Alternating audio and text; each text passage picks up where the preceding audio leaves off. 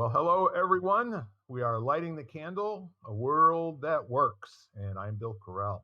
Along with me today, I have my other hosts, Jan Jeremias and Ken Caputo. And we get together on a weekly basis or so to have conversations with each other. It's all about empowerment, isn't it? Let's just do what we can in this time together. Usually it's about an hour, and let's see how many different ways we can language a conversation to generate empowerment and allow people an opportunity maybe to step off of a treadmill that's running faster than they can run for very long, or maybe get the treadmill started if it seems to be stuck, or whatever other type of metaphor you'd like to use that helps make you go. So, without really too much more ado, I think I'm going to do one of my random topic generators here. And I think today what I'd like to talk about is I would like to talk about. Well, first of all, we got to start from somewhere. Jan, you really got me rolling. Can you read that what you read before we came on? Sure. So this is from a book called Hey God, Hey John, What Happens When God Writes Back by John Rodell. So it's all conversations, and this is called Wrong Question. So John is speaking, and he says, Hey God, Hey John, I need your answer to a question. Sure. What's going to happen when I die? That's not the question you should be asking. What should I be asking? You should be asking yourself how audaciously you will love while you are alive.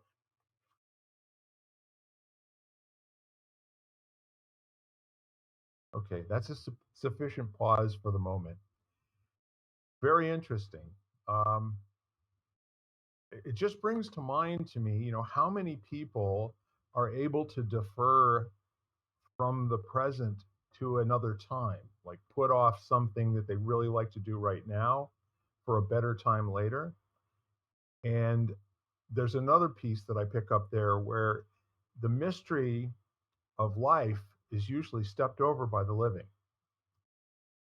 And the absolute gift that every single moment that we have and our ability to appreciate and live it fully and audaciously, if you will, which I think is amazing, for people to stop every once in a while and maybe, test the quality of their being or their beingness or all those kinds of other things where, the from an ontological standpoint, where am I right now on a scale of 1 to 100? Where am I right now in terms of even just noticing the quality of my life, quality of my thoughts, the quality of the conversations I'm having with people? So when God comes back and says, silly rabbit, you're looking at the wrong thing here, I think it's absolutely perfect God answer. It's a good people answer too. Mm-hmm. So the people who don't think and habitually put things off for later because they're working so hard right now to make sure that later is great, or the people who have to flip to the last page of the book to read how the thing ends so that they are comfortable spending the time that it takes to read the rest of the book. And in many cases, they don't bother because they now know how it ends, and it's kind of pointless to finish reading the book. Any of those other kinds of models that you can think of how human beings are maybe just a little bit on the wrong track when they should be in noticing the space between the letters and the words, the whiteness of the page, how the words seem to jump off the page at whatever else it is while they're mindfully experiencing reading a book. And what did you get out of that, Jan? Not what I said, but what the Um, I think some of that, I think I thought about how often myself that I have been so preoccupied with the outcome of something that I haven't really enjoyed where I was. right. I haven't really taken the time to, and I shouldn't enjoy isn't sometimes not the right word because I think that, it's the idea of just being truly present, whether you enjoy where you are or not. And I think that Right. that's what I take from that is like, how can we all live in that present moment? And yes, I want to love audaciously. Like, I would rather spend my time there. But no matter what life is, can I be in it versus, can I be somewhere else? How about you, Ken? I just love the idea of loving audaciously. That's I'm stealing that. And I think it transcends everything. I mean, if you're loving audaciously, then that kind of removes any resistance to even worrying about the you're doing the best you can right now from a place of audacity, just believing that it is your best and it is from a place of love.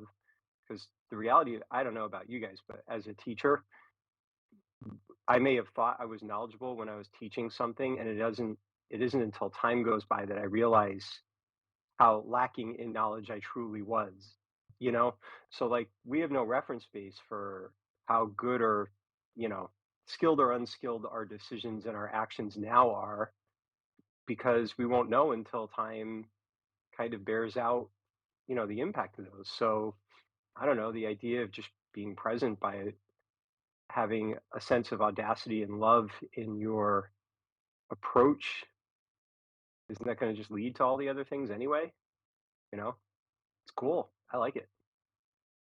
I It's a looked very up, sorry, oh, you did too. Go ahead. I looked up the word audacious just because as Ken was talking, I was like, okay. So if you want me to share, it's being bold, daring, fearless, which is the one that I really like, Yeah, intrepid, brave, unafraid, unflinching. So just to give you an idea of different, you know, I got a couple to add to that. Disrespectful of authority, insolent, as in an audacious radio personality. And the whole notion of it is your attention is not anything other than living. No rules, no timeouts, no substitutions. Let's get after it. Isn't it interesting when you apply that to a word like love? Because I mean, how Yeah, often do we love provisionally or conditionally or yeah. with hesitation because we don't trust, we're thinking about the reciprocal nature of it as opposed to just, having that brave just willingness to just do it even if the that amorphous they out there doesn't deserve it or even if they didn't earn it. Like all that stuff just goes away, you know? And it's like the heck with you. I'm just gonna love. Haha. Well, see, that's really cool because when you talk about the reciprocal or the reciprocity of love, that is actually not in the definition of love. There is It no can't be. guarantee. Exactly, that's where people get tripped up. Is that Yeah. it's a transactional deal where it actually, if you're worried about whether you're going to be getting something back, do you give everything you possibly can? Or you just do it until it does come back, or you do it until it doesn't come back, but that was you following God's instruction to audaciously love every day of your life. well, So the need, and I was thinking of it in regard to life in general, as you were talking, yeah, Ken. Like, how often do we hold back? Do we not give it our all because we prejudge a circumstance or a situation and we become fearful, guarded, or something? Or what if it doesn't, quote unquote, work out? And then all of a sudden we haven't brought our authentic, full selves to the situation, you know? Well, So, especially, life, you take some lumps in life. So, so you were audacious and you got your butt kicked, and an entrepreneur say to me, you got your nose a little bloodied. And it felt like a lot more than just getting my nose bloodied at the time. But, it's so, yeah. So I think that's where that audaciousness comes back in because it's like getting back in the ring. You know, the other thing I wonder is how much your relationship with love would dictate your approach to that. Do you view it as a finite thing or Mm, do you view it as something that's unlimited and unbound and you'll never run out, no matter how much of it you express or give away or receive? It's just, right. it's endless. So, but I wonder, like, a lot of times we kind of think in terms of scarcity instead of abundance. It's human. So, are you conserving it so that you have enough for the people that matter to you or the causes that matter? It's just kind of an interesting. I like this one. This is cool. Yeah, and the initial message has more to do with someone who's trying to get an answer, who God is basically saying, you must live it to get the answer. You know, the answer isn't the answer, it's the living it that gives you the answer that you never receive. Really kind of a cool way to look at how we are by nature in our culture transactional human beings. We're constantly settling accounts, and this one didn't work out well for me, I will only invest up to this level, as Ken was saying. And then the next thing that you notice is you're kind of missing the entire boat about love at all you know But I think we're trained on that very young because I think oh yeah. parents do that to us quite quickly. I mean, there's always, you know, I look at my relationship with my parents, which is awesome. But, they also have their motives and what they want, and they kind of mold you and kind of revert you in that way. And it's almost like, well, if I do this, I'm going to be loved. And if I don't do this, I won't be loved. And, kind of thing. And so I think, our parents, our teachers, society does that in general. And Yeah, so and more. Yeah, go I was ahead. just going to say, and along those you go ahead. No, no, no, no. I was just going to say, along those lines, while we're not paying attention to our loving someone or something, we're now misinterpreting their behavior towards us. If they correct us, do they still love me? Hmm. And I'll never forget when I was a kid. I, my father was a very practiced, disciplined, uh, came from a very stern upbringing, and I never really knew. I really didn't know in my deepest, darkest, because he would say one thing, but I got to become well acquainted with his, with his belt. And a kid thinking back to the early days always remembers it much worse than it was. And as a result of how I was raised and how I was not sure whether or not I was transactionally performing at a level where I deserved love, I decided that I would never hit my kids with a belt. I did actually show them the belt. I wanted the threat to be there, but especially if I couldn't get their attention any other way. But their recollection is that I beat them mercilessly, and I'm probably sure that a little bit of me is misremembering what actually happened too. Yeah, and I think that you don't need to take out but you can take out the metaphorical belt too. Like you can take out, you know, the dialogue or the conversation that comes to, and that can be just as horrifying or just as, have the same impact, Yeah, as if you were to actually take out the belt physically. or possibly even be longer lasting and damaging. Yeah, Yeah, than the belt itself. than the belt itself. And so I think that, we're trained in that way very young. And I think, part of it is our own job, obviously, to get past that or to come to, however we each do that. Part of that is, I think, the relationships you develop with people who are honest and open. So Ken, loving audaciously, where is your focus, and where do you go to get trained on how to do this? I mean, So that's in boy. All right, we are synced up here because I've been sitting here pondering how many people out there feel right now like they're unsure where or how to expend that love or expand that love, Right. and are they feeling like I've felt often throughout my life, like an underutilized resource. Like there's so much more I want to give. I work with especially teens that are like that. There's just this sense of heart energy expanding out, but then it doesn't. They're just not sure what to do with it, and sometimes the environments we're in aren't receptive to it. So you're thinking, I want to do this, I want to give in this way. Well, you better watch out. You're going to get taken advantage of, or don't you think that's unrealistic? That's not going to pay the bills. Those are all things I heard. So, so, and they may have even been true, but so what? You know, all that stuff comes and goes anyway. It's all impermanent. But it's just, isn't it an interesting question? Where do you go?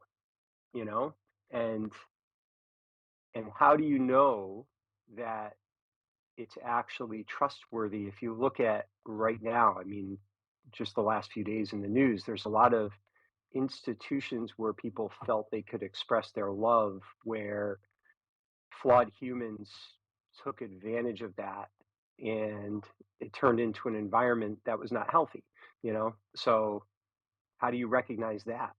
And it's such a, I don't have an answer. It's a very complicated thing. I mean, I guess my answer would be design trusting environments where people can come and test it for themselves, determine if it's true, and if it is, hang out until it isn't anymore, and make it as easy for them to leave as it is for them to arrive. It kind of strikes me that um, the word institution, uh, and that's what marriage is fundamentally called, an institution. And it's really kind of a remarkable thing that two human beings get thrown in with no real manual, no on point training. I think most of the training that people who get married get comes from making really bad choices with a lot of different people before they find somebody that they actually think that they might want to wake up with often. And so now you've got two people that are in this binding contract, uh, emotionally, legally, morally, all of that sort of thing, that are really white belts in living, period, let alone the area of audaciously loving. So now they've got to be all and do all for each other and have all three of those. I snuck that in there. Uh, they they have to have this amazing ability to almost feel like they're entertaining their partner, to the point where it's not going to be boring for that partner, and sooner or later end up in, well, we're sayonara. And there's a lot of reasons why people make a decision to marry and then later on change their mind. And I think it's really a very good question to ask. What if you had some mastery? And I don't mean mastery like you did it and it was something you accomplished. I mean mastery like an intense curiosity, that you do things for the experience and not so you can tell somebody you did something, right? The mastery is totally personal. It absolutely never ends. And you're constantly upgrading whatever skill set that you have. And you're constantly doing things to test that skill set and expand its richness, if you will. So, where would we go to have some real intense, audacious loving, or loving audaciously training, that would not only give that experience or give people a choice, as you said, go test it and then decide to hang out if they choose to. Um, and at the same time, maybe help generate that for the rest of the world. It might be one of those things that you know, it kind of comes across when you are audaciously loving. It's kind of the thing that people don't have to ask you if you are. Does that make sense? Mhm.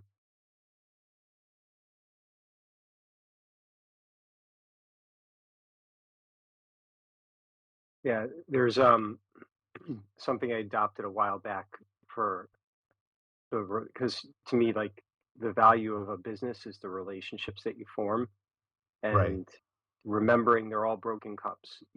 Just the cup you're sipping from is broken, just not yet. And so one of the mantras I started using internally, I don't think I ever really said it out loud to anyone, but just however long you are with us, our time together will leave you forever changed. And and it was just recognizing, like if we have a student come in, we've had students come into the martial arts school and they're with us for 3 weeks, but sometimes that 3 weeks stays with them significantly for the rest of their lives. It's the amount of time doesn't matter. It's the way you love audaciously with the time that you have, you know? And every marriage ends, they all end. There's not a single marriage ever that doesn't end at at the very least in someone's death.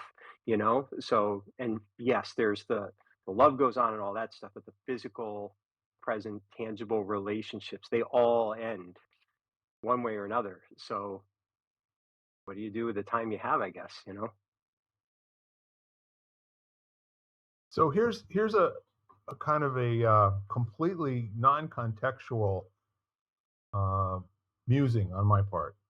I wonder if this is in some way related to the current conversations about um, large numbers of genders.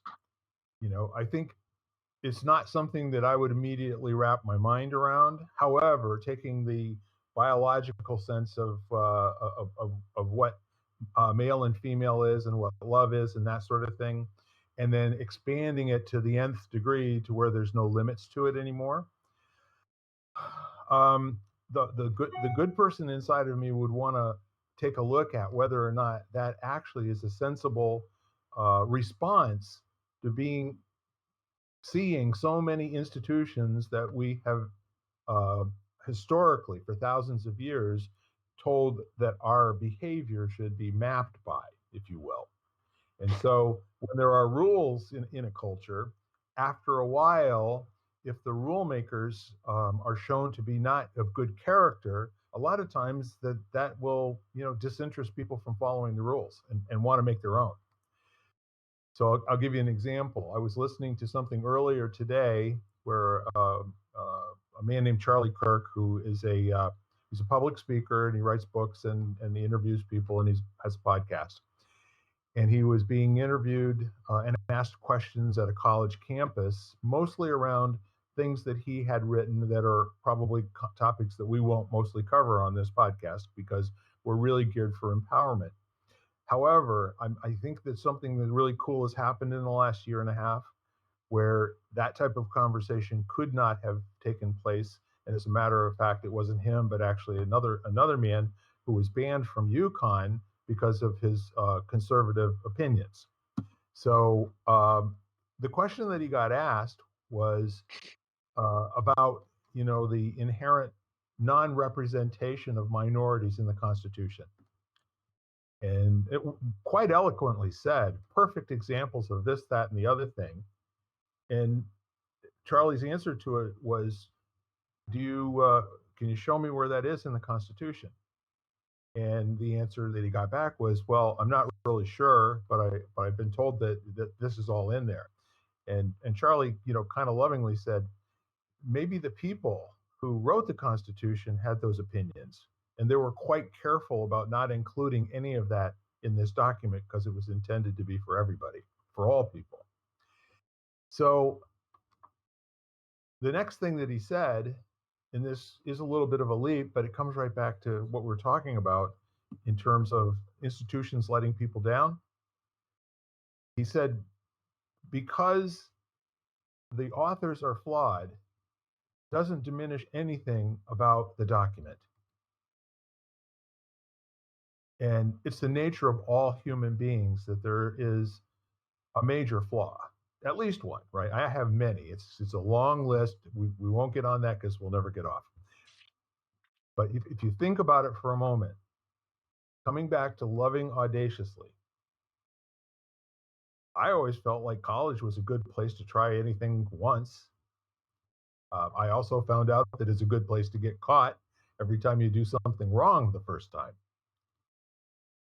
That worked for me, the getting caught part. So if you take it back to the question of where do you go? How do you make this happen?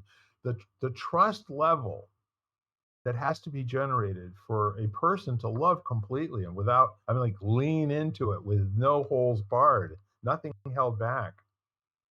Yikes. I don't know if I've ever met anybody like that. Oh, I have. They're usually under 2 years old. It's quite a different thing altogether. But if we lived like that and we loved audaciously like a 2-year-old.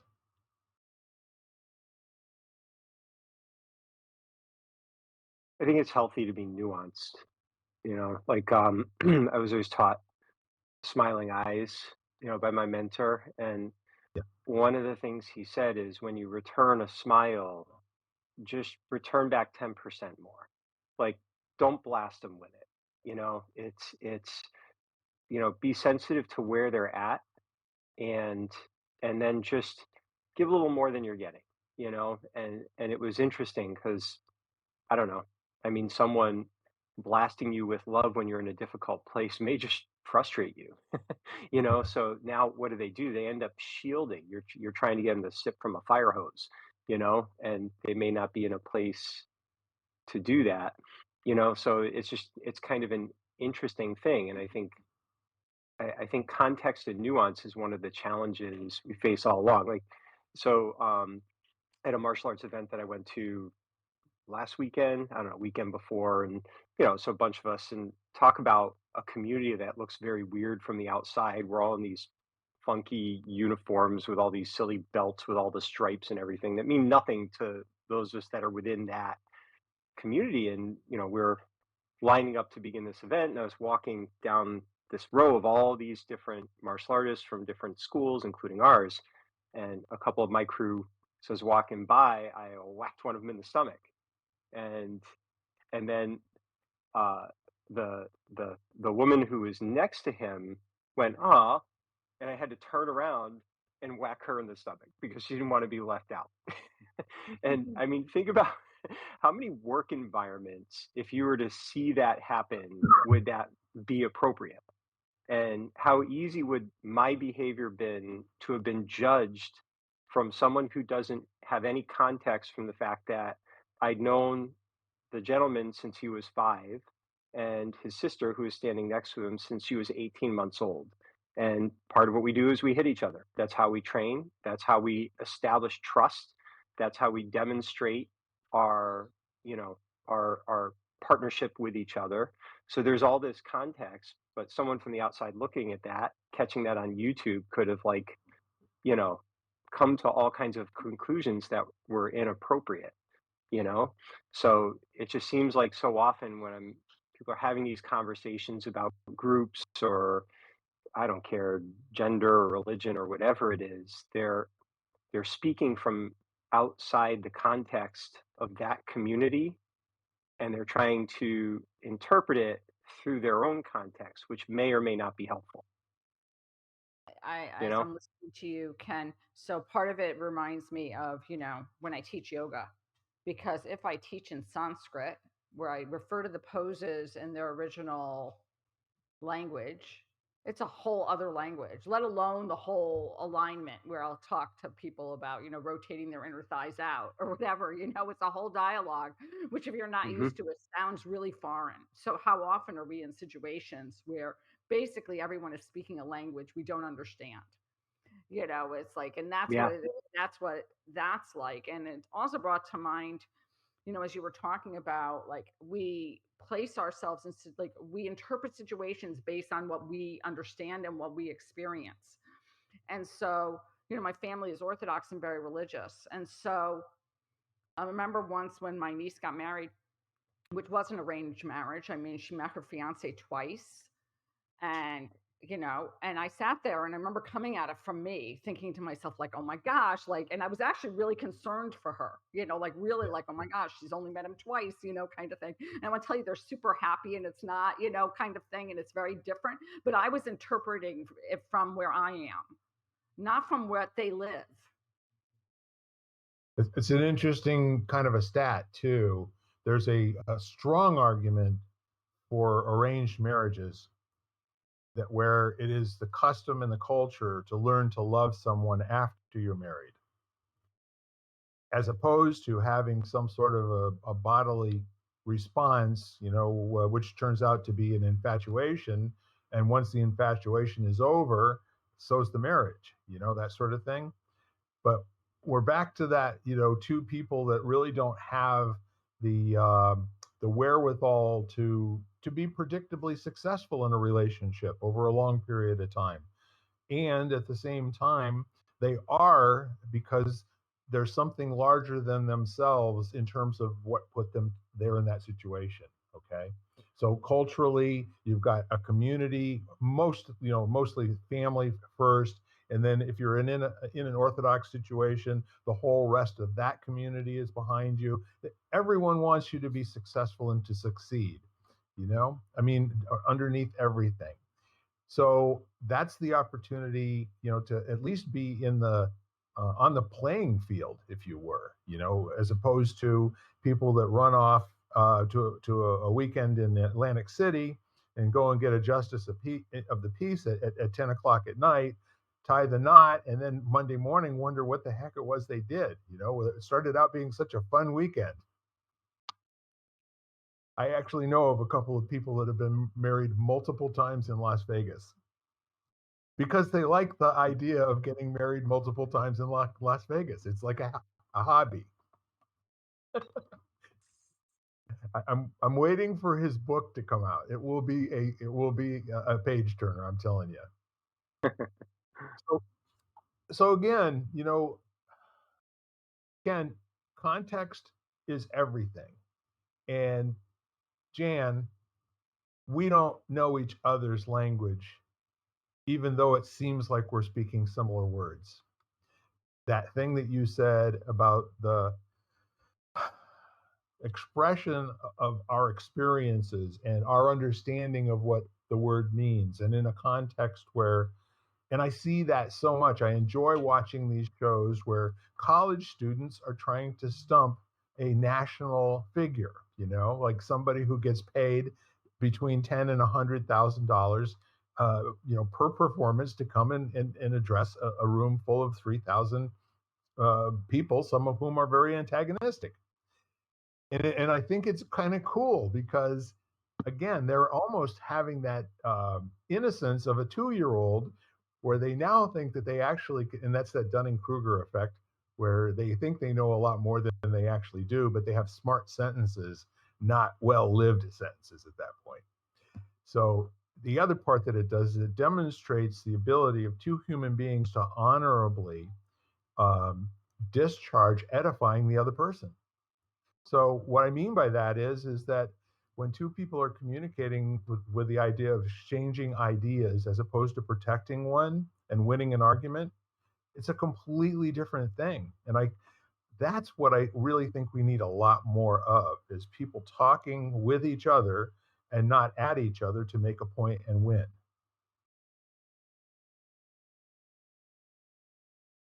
While they're using smiling eyes. Yeah.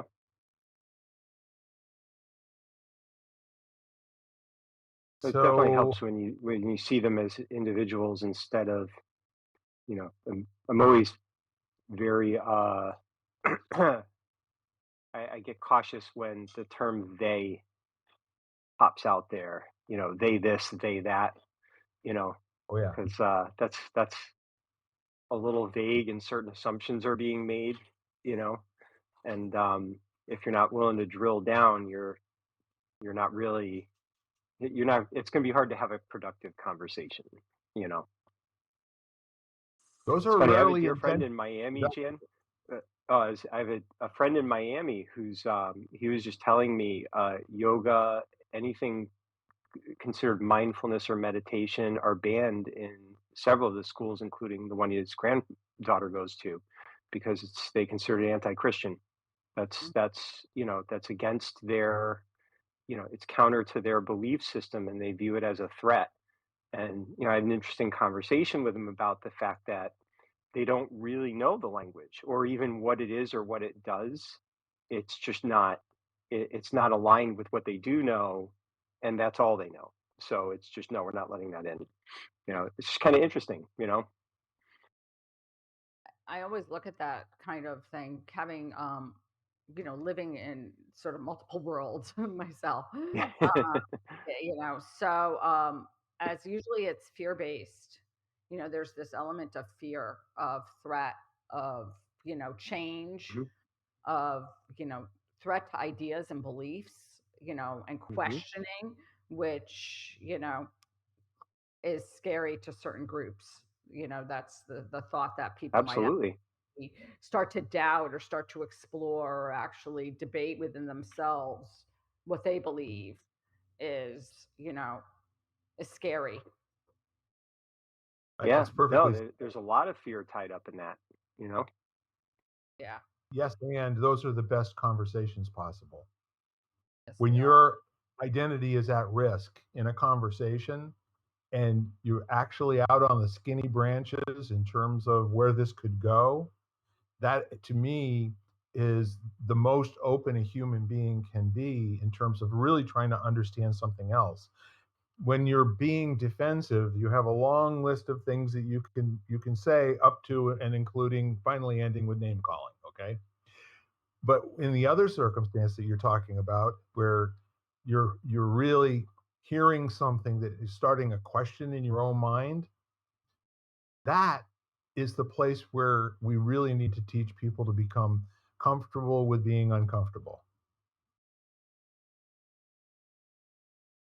Yeah, it reminds me of the title of the book, Comfortable with Uncertainty. Yeah. That I think was a Thich Nhat Hanh book or a Pema Chodron book. I'm not sure. But yeah, which, is that whole idea of being comfortable with uncertainty. And one of the best books I ever read, as far as like going through that whole debate, I remember reading in high school, was a book called As a Driven Leaf, um, which was about, which was an amazing book about questioning faith and God and religion and just starting to, which I thought were great questions, but I'm not so sure a lot of some of the people in my world thought it was so great. But I definitely thought it was probably one of the most impactful books on my, you know, in who I became. Yeah. Wars get started over those conversations, Exactly. or they Exactly. used to anyway. Let's put it that way. But isn't it interesting how like how much stress it can create if you have a lot of your identity tied up in something? So like I mean if your identity is I am a hero, and then you reach a point in your life where you can't play football or have involvement in the game, who are you? I mean, I remember Dennis Waitley talking about that in Psychology Winning, working with gold medalists who they'd spent so much of their life achieving that and becoming a medalist that, when their situation changed, their identity was tied up in that. So if your identity is, I'm a mom and your child dies, who are you now? Or I'm a Christian and someone says, well, I don't believe in that anymore. What does that do to you? So it's I think it's another one of those context things, recognizing in someone, how much of who they see themselves as is tied up in the belief system or the symbol or the position they hold in life, all those things, how much money they have, the car they drive is it's all around us, the job they have, their profession, titles, everything. So it becomes so important when you think to yourself, how does somebody consider like, what does somebody consider their value? So is that Mm, value internal? So, for example, like you said, I don't want to, all these different things, so if your whole identity is wrapped up in, not to say, and like I said, I had the greatest relationship with my parents, but my whole persona is wrapped up in being a daughter, then when they go, then what happens? Or if your whole persona is yeah. up in, if your whole persona is wrapped up in either being a husband or a wife, what happens when the relationship ends or that person passes away? And then all of a sudden, you're kind of like, oh my gosh, like, what do I do now? Like, or who am I now? Yeah. Yeah. And you know what's really tricky about that? If we're it's shorthand that we all use. Like I have found at this point in my life, when someone asks, "What do you do?" I don't know how to answer that. You know, it's like, I don't know, what do you need? You know, it's like I'm not a martial arts teacher. I'm not an entrepreneur. Those are actions that I take. They're interests that I have.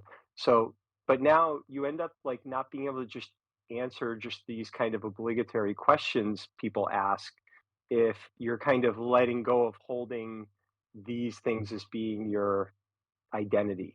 You know, it's interesting. So there's a part of us that kind of relies on this. So we have a way to, just kind of get to know a little bit about each other and have some way to categorize the relationship. But, as those things become more fluid, for more and more people where they don't have a job for 30 years and retire, they're shifting, they're more, kind of mist like in how they present, it gets confusing to actually just have a tangible conversation about it. So there's that part too, you know? I love that because I think that it does get more and more complicated. And, and I'm thinking to, how I, just, doing what I do. And I'm sure I know you both know about networking and stuff. It's kind of like when people ask you what you do and you're like, well, Yep. Well, I kind of mastered that about 4 or 5 years ago. There's no way that I can tell people all my competencies in 30 seconds, you know? So for a while it was, I know how, to connect you to who you need. Okay. I also know how to interview you and find out who you really need, not who you think you need. And then when somebody asked me, what do you do? I just got to the point where I said, whatever it takes, whenever I can, for whoever needs it. It's And that's funny, one really of who the I am.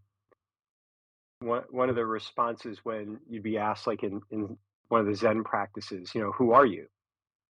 And that can be a difficult question to answer. And one of the counters to that is to return by asking who's asking.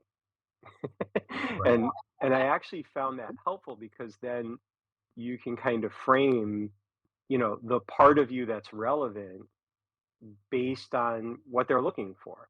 So, so so it's kind of interesting how there's like this almost this dance that has to occur now to figure out where the resonance and alignment is because we're all so many things and I think more and more people are holding less tightly to certain fixtures, which again, now you're back to fear and instability and uncertainty as to how the culture is evolving and changing more and more rapidly as we become more and more able to communicate outside our tighter circles of our upbringing or geographic location, all that stuff. So it's a little chaotic. Yeah.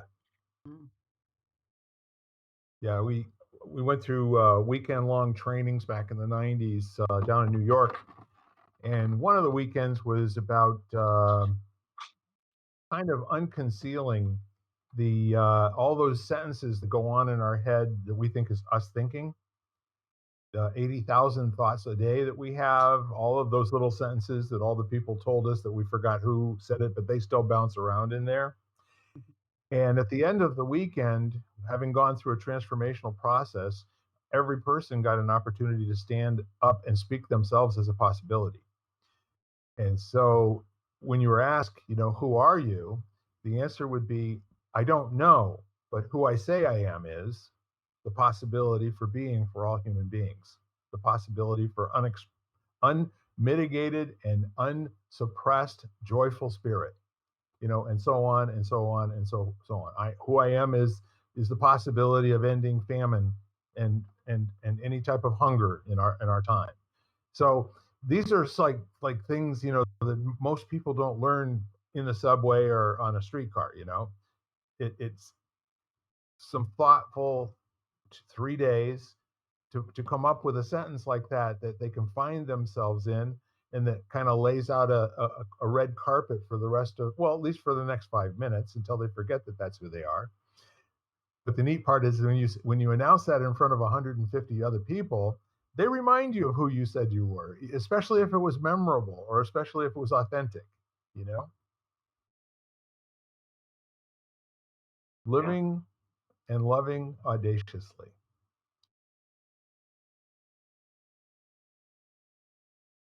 It's amazing how many people can that move to. And the other part of it is I appreciate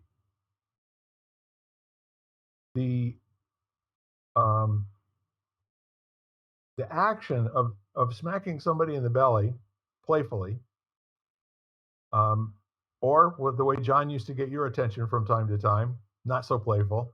Yeah. Yep. He would just crack Ken right upside the head, more or less to get his attention.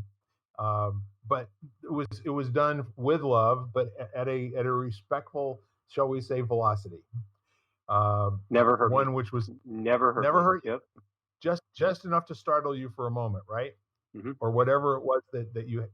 He probably had no idea how you were going to respond or what you would feel. No, he knew. But like, Yeah. yeah, right. But see, that's the thing. And what was the outcome? I'm curious. Was it the same each time he did it? Well, it was generally speaking, either it was it depended on the context, but, usually it was some kind of either to help understand the principle or as a pattern interrupt, you know, to kind of, we call them Zen sticks. It's like, jarring someone out of their habituated thinking, you know, and honestly, physically, he very rarely whacked me. Mentally, he whacked me all the time. You Of course. know? And and I mean, some of our sessions, you're exhausted, and it's because you're being challenged to shed the patterns of thinking that had become easy for you to rely Yeah. on, and he'd call it spiritual weightlifting. You're stretching these muscles and using them in ways that you hadn't used before. And sometimes you needed just this kind of it's just this kind of shock to jar you out of whatever it is you're doing. It's like you ever see in old movies, someone's hysterical and they'd like slap them and then they'd Yeah. calm down. And it was that whole idea of just, shocking the nervous system to create space, and obviously that's a tool that can be misused, you know, in a lot of ways inappropriately, but the consequence of it is it creates space to, think differently, you know. But I think life circumstances can do the same thing if you're open to it. Like, I Yup. think different life circumstances can be that jarring or wake up call for somebody. I mean, it happens to me. It's happened to me a number of times where all of a sudden, and it's like a huge wake up call, and then it changes, totally changes basically who you were or who you Mm, thought you were or who you thought you were. And Right. then, and so I think sometimes we don't have a master or someone who's guiding us, but almost maybe we do, like whether and to me, I'm always like, sometimes that whatever you want to label it, whether you call it God, the universe, or whatever, gives you that wake up call. And you're like, oh, for some people, it's health issues. Like all of a sudden they wake up and they realize they've got to be more healthy because something mhm, happened.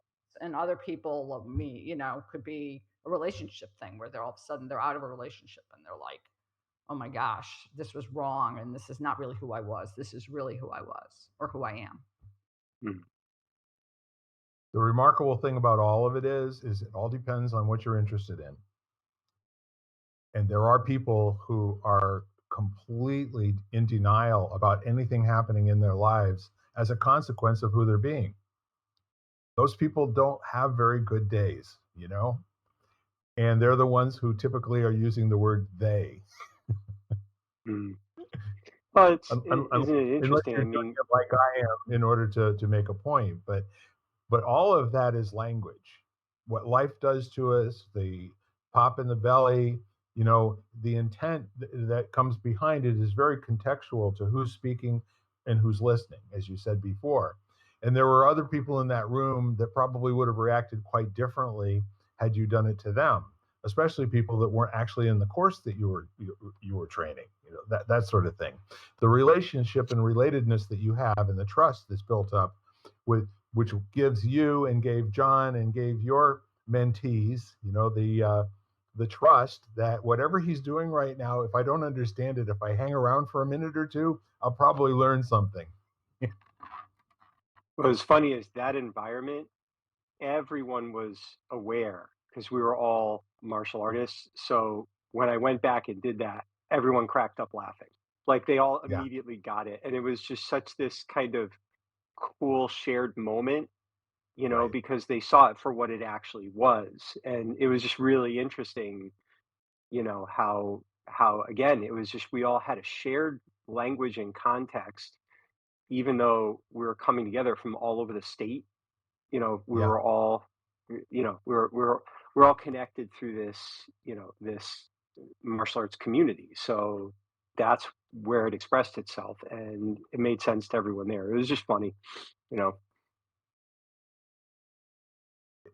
Do you find, again, where do you find the the ability to be that open, that trusting, that I don't know how this is going to go, and I'm putting myself at risk here in doing it.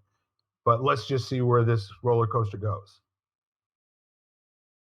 But I think part of it is you know being situationally aware. Like I wouldn't have done that if we were at the Cheesecake Factory. Yeah, it would not have been an appropriate environment.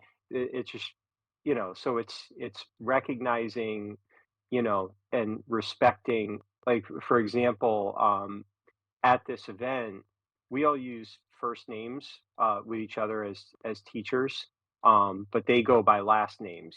So I'm not Ken, I'm Master Caputo. They're very formal about it.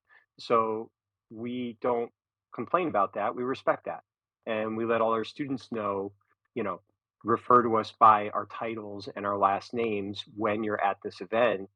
It's a little different, but those are the rules, and we are guests and we're choosing to participate. So we make that change in etiquette, because of it. So, and I think that can be what I've noticed is sometimes that can be challenging where someone feels that they don't like the rules of that situation, so they act out against it, and sometimes that appropriate, but there's also going to be tension created, you know so you got to make some choices as to how you're going to do that. Are you going to wear the mask or not? I mean, that was like such a huge thing, yeah, for so many. And it was kind of funny for me. It never felt any different from like wearing shoes or a shirt. Like there are just certain social things that are being asked of you, and I'll just respect them. It doesn't matter whether I agree with them or not. It's just respecting the environment that you're choosing to walk into. So, but I know everybody has different opinions on it, and I don't want to trigger people, But it's just kind of, it's Well, just you know interesting. what? I don't think I'm going to recover from this. I am so over the edge right now. I am plugged in, and I, I don't care. The point is that all of those at-risk situations, the thing we haven't talked about is there are implied unknown consequences for actions. Like almost every action has some consequence. And sometimes the consequence that you predict is the one that actually arrives. Not always. Sometimes it's quite different. So I think the neat part of it is just kind of gauging where the pendulum is as it swings out one way and then back the other. Where are we in terms of moderation? Where are we in terms of equilibrium? Where are we to where there's more than 10% of the people that feel comfortable being uncomfortable, loving audaciously? But I guess I'd say that's that's, that's a question too. The yeah. what's the story that you tell yourself about how you choose to live your life? Do you have one? So, the story you tell yourself is I'm the rebel and the outcast, or I'm the professional, or, you know, for me, it's like just living life with grace and balance. So, so in most situations, I'm going to choose to move towards balance and not unbalanced situations. But that doesn't mean that's the right approach for everyone. So, how many people aren't clear on what the story of how they live their life is? So now they're kind of in a reactionary place, and they're not able to be intentioned. And then you're going to be surprised because, Yeah. there's been times where I've tried to be graceful and it didn't work out very well, So, but now I have to choose whether or not I'm going to continue to live my own story in my way, even if it doesn't fit very well, in with the environment and the situation I'm in. So I wonder how many people think about that, or if it's just kind of something that's happening in the background, and not really super aware. I think not many. And the reason for that is like right now we're having this conversation. This conversation is going on nowhere else. This is it. This is the whole conversation in a nutshell.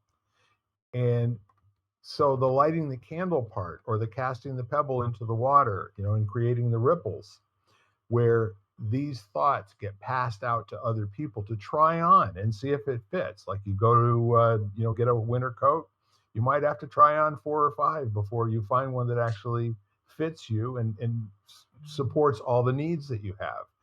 And I think there's an even better question. How many people are even interested, like Mm. really interested in finding out access to being all that they can be, or even being like self-noticing? I don't think that gets taught to enough people. And those of us that have stumbled onto it one way or another by accident, we're the few and the proud, and we need to get to at least 10% before it makes a difference with all the rest of the culture. Mhm. But see, the neat part of what we're doing here, what our conversation has nothing to do with suggestions for how other people should live their lives. Not one thing is true. Not one thing is the right way. All of it is intended to tweak that critical thinking curiosity that allows people to sit back and take a moment and examine something other than an irrational, chemically induced reaction to something that's happened in their lives, like that choice, that little interruption that allows you to, rather than being upset all the time, that basically says, I can install counting to 3. I don't know what that's going to get me on the other side of 3, but I can at least put that firewall in and get good at doing that. Then you have to remember to do it. And then later on, if you do it for years, then you start having this notion of, gee, I think it would be kind of cool to live my life with balance and grace. And then you can be in that space where you're saying, am I moving towards it? Am I moving away from it? And it's probably not something that you ever go ask other people's opinion for. I don't remember the last time you took a vote on whether or not you were living your life with balance and grace. I've not seen you do that.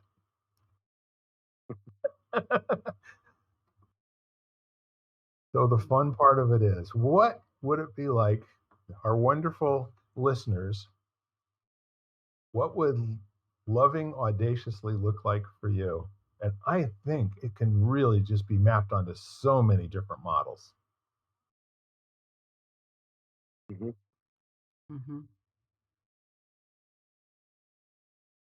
So, for example, why don't we all take a shot of coming up with 2 to 3 words that you think would describe loving audaciously for you that our listeners might want to hear?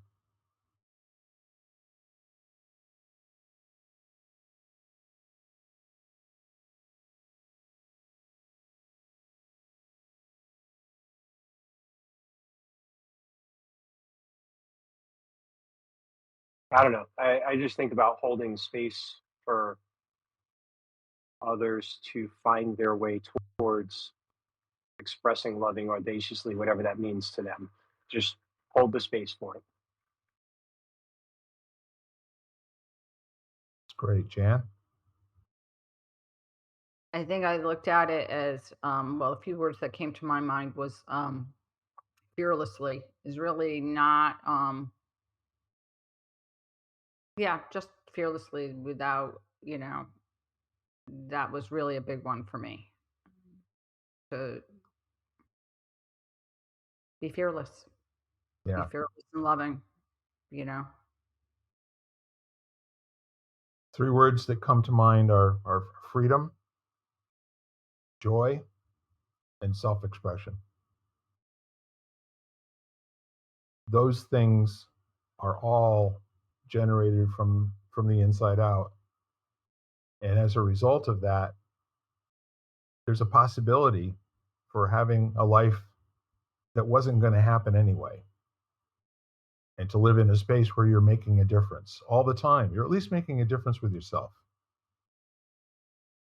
And from what they tell me, that is one of the most rewarding spaces to hold, the space of making a difference, that your life matters. And if not for you, things would be different than they are.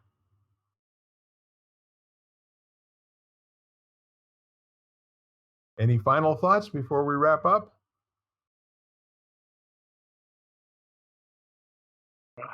Have fun loving audaciously. 100%. Make it a game. Go play. Jan, thank you for scheduling our topic today. It was wonderfully and masterfully done. You're welcome. So our podcast listeners, thank you again. We do this for you. No, I guess we're kind of selfish about this. We have a lot of fun doing this, and we're doing a lot of this because it's something to look forward to during the course of the week. And we want to share that with you, and we wish you an amazing Lighting the Candle, A World That Works week. Bye for now. Bye-bye. You've been listening to Lighting the Candle, A World That Works, part of the Exvadio Podcast Network. You can catch us each week, as well as the rest of the network, at exvadio.com/podcasts, as well as the Apple Podcasts app, Google Podcasts, Spotify, iHeartRadio, Stitcher, Audible, Amazon Music, and wherever you find podcasts.